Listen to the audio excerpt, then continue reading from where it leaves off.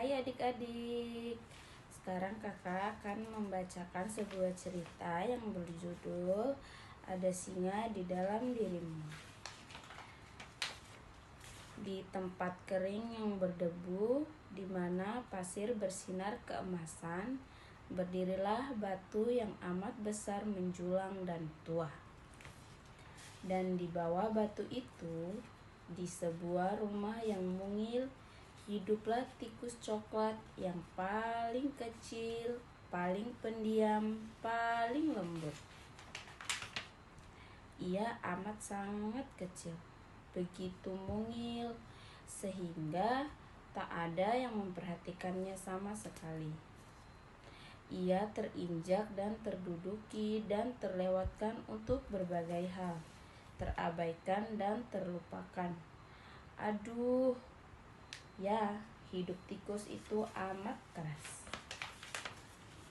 Sementara itu, jauh di atas, di puncak batu, keadaan cukup berbeda. Di sana singa bertahta. Makhluk yang besar dan menarik ini memastikan semua melihat betapa penting dirinya dari seberapa keras suara yang dapat ia Aum.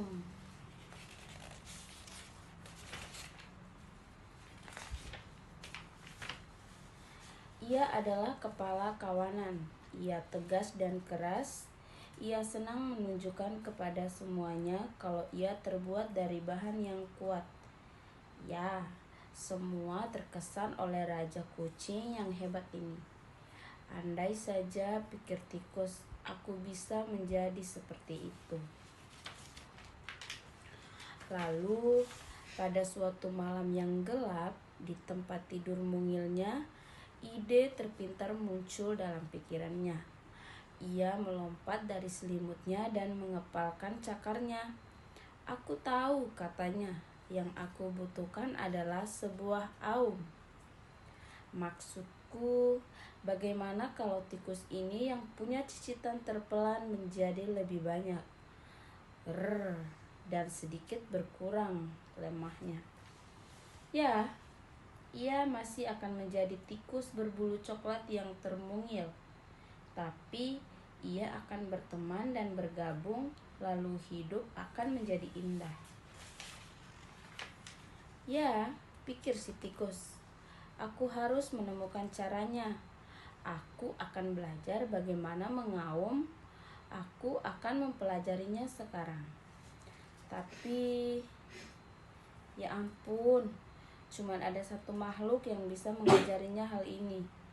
Tapi mungkin ia akan menjadikan santapan. Inilah saatnya untuk menjadi kuat. Raihlah kesempatan.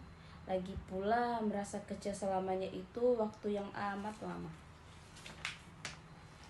Jadi ia memberanikan dirinya dan berpikir seperti pemenang. Ia berangkat ke puncak berharap agar tidak menjadi makan malam. Rasanya seperti hal paling menakutkan yang pernah ia lakukan. Tapi jika kamu ingin segalanya berubah, pertama, kamu harus mengubah dirimu. Makin tinggi ia memanjat, makin dekat ia kepada singa yang berbaring mengantuk di puncak. Lalu akhirnya ia berdiri di atas jari-jari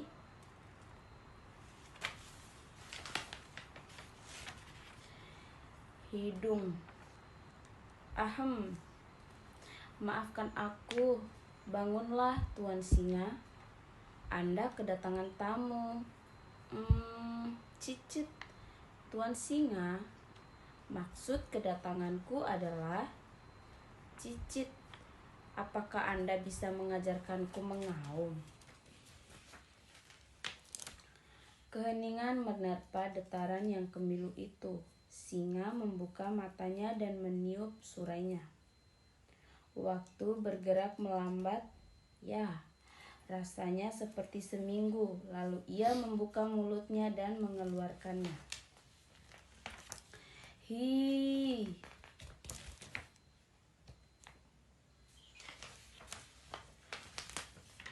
Sang singa gemetaran, kaki-kakinya bergetar. Ia bergerak mundur dan terjengkang. "Jangan sakiti aku," rengeknya.